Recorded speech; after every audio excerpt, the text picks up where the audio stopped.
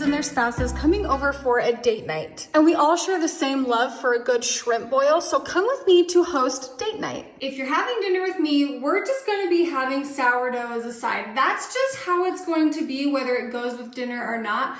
But there is no such thing as a dinner that doesn't pair well with a slice of sourdough. So these will be cooling while we start our shrimp boil. Doing a shrimp boil in a crock pot sounds diabolical, and I must admit, that is how I felt when I first came across a video online of someone doing it in a crock pot. I just thought, it's gonna be really mushy because typically you have your stock pot and you cook all the foods that take longer to cook first, and then later you add the other items that don't take as long to cook, and then at the very end you add your seafood because it doesn't need near as long to cook. So if you add it all in the crock pot, are you just gonna end up with a soggy mess? That's what I thought.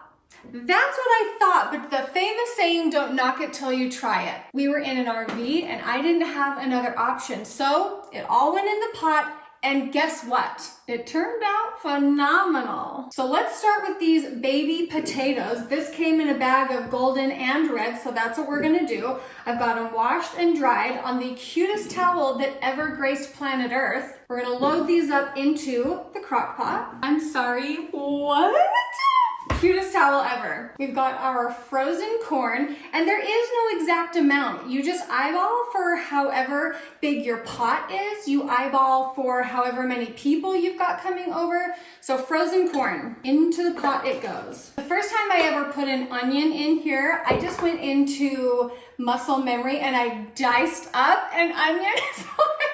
Anyway, it was kind of a mess, but I've decided that I really like pearl onions for this. I mean, it smells like BO, but kind of good, you know? I've seen these. These are pickled cocktail onions, and these are just pearl onions that I've peeled the skin off of. So we're gonna do a little experiment. I'm making another batch over here, and I'm gonna try the bottled. I'm gonna put the bottled in here because there's not as many, but typically I just pour a bunch of pearl onions in. So we're gonna see how these ones do. It is cheaper to buy these and you get more of them, so I'm probably not going to buy these, but I want to taste and see if there's a difference. I'll let you know at the end.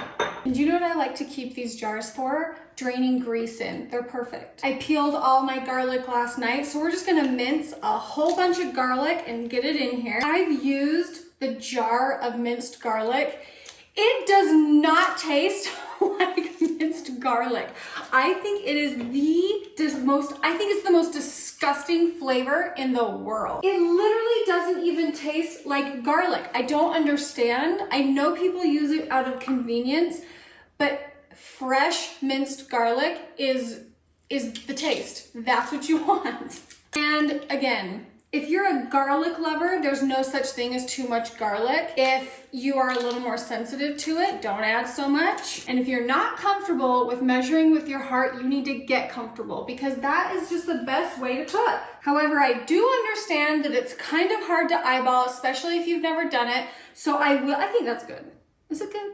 I'm gonna do one more fat one. I will put the recipe in the description with measurements that will fill this size of a crock pot. But if you're not exact, don't worry about it. I don't know if cabbage is standard for going in a seafood type boiled dish, but here's the thing about me. I'm gonna try to get as many veggies into any dish as possible, and cabbage is fantastic in soups and stuff like this. Absolutely fantastic. And truthfully, I'm just going to put in how much is gonna fit. But I've got to leave room for my other stuff so I can't get too crazy. In goes the cabbage. What else? Gotta make sure there's room for the shrimp. That's the most important part. I'm using peeled and deveined tail off. These are size small. I usually like the size medium ones, but this store is all out. The Crockpot is so full. But I want 2 bags. I had to switch to the larger Crockpot. Get the big one, just get the big one. The first time I made this, I put everything in except the shrimp. I let everything get soft, and then I added the shrimp and only let it in there for like 20 minutes, because usually it only takes a few minutes to get your shrimp cooked, and then it has the regular consistency of just cooked shrimp, right? I don't like the texture of shrimp.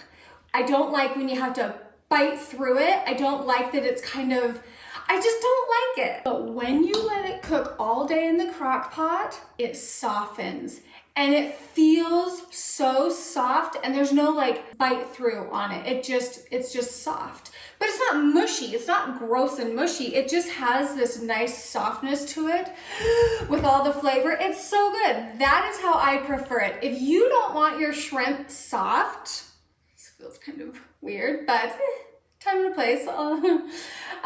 Then you can add it the last half hour, 20 minutes or so. This is the type of sausage that I am using. I just cut it up and put it in the pan. I've never actually fried it up in the pan, but I've seen several videos where they brown it first and then put it in. And that only makes sense to me because you brown a roast before you stick it in the crock pot. So I figure I would brown this up. I think it's gonna be better now that we sauteed it up. I'm gonna add a stick of butter on top. I'm gonna cut 2 lemons in half. You can do as many as you like. Joel is not a lemon fan the way I'm a lemon fan. And it really has caused some issues for us. No, it hasn't, but I usually overdo it with the lemon. So I'm just gonna do 2 lemons, but when I serve dinner, I will have lemons on the table so we can squeeze some into it. So I really squeeze that and just get all the juice out, and then just leave your lemon rinds in there. Got my hand here to catch all the seeds, and all the seeds just slipped through my finger. It's fine, slipping through my fingers all the time. Okay, I'll catch these ones. I'll get these ones. Got him. I love this dish. Looking down in here at this, makes me so happy. Oh, this is so fun. For the seasonings, come take a trip with me because I left all my seasonings that I need inside our RV. And as we walk, we can both listen to the sound of my necklace clanking. Yes, is it a bit much? Maybe, but maybe not. Home away from home, am I right? I've got the goods secured. I really have lived, laughed, and learned, because the first time I used this, I opened the bag and sprinkled 2 tablespoons of this in the thing. And these aren't super fun to eat, but if I was paying attention, the bag is perforated. So this is a boil-in bag. So use 1 packet of the Zatarains, is that what it is? 1 bag of this, and then 2 tablespoons of all your other seasoning. This tin, why is that so cute? You know what I want to do? You know what I want to do with that? You can guess what I want to do with that. I want to keep this as a flower, a vase holder, and I want to put flowers in it. How cute would that be for a centerpiece? Yeah, that would be so cute. Okay, 2 tablespoons of... You betrayed me, Old Bay. Cajun, lemon pepper, paprika, onion powder, and garlic powder. And I've seen people say, if you put garlic in, why do you need garlic powder? Or you put onion in, you put onion powder.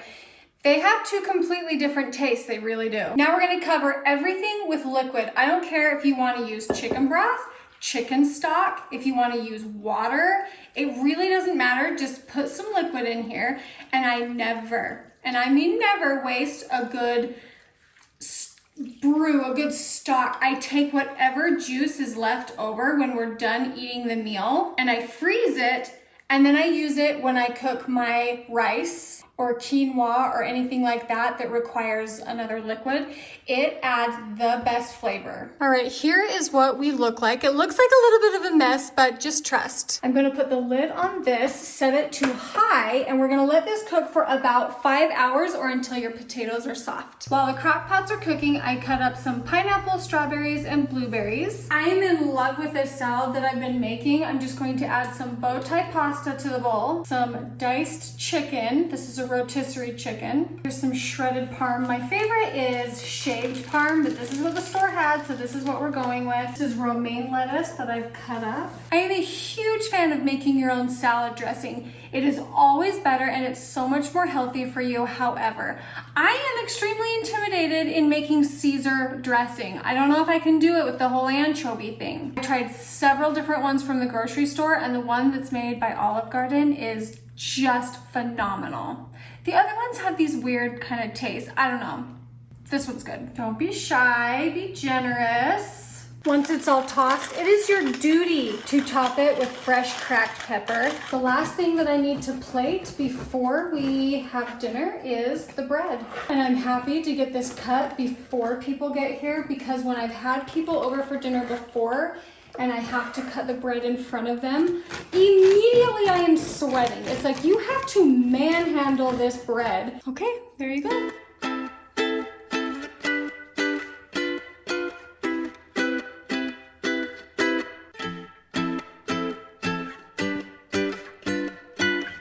Okay, dinner is all the way ready. I am ready for our dinner guests. Everything smells and looks so delicious. I am so happy with how everything turned out. I will have the recipes to everything that I made in the description for you, along with the plates. All of the dinnerware is what really just, it really did it for me. The dishware is so cute. I've been dying all day over it. Thank you guys so much for watching. I have an entire playlist of all of my recipes that will also be in the description for you. Thank you guys so much for watching. I love you, and I'll see you in my next one. Bye guys.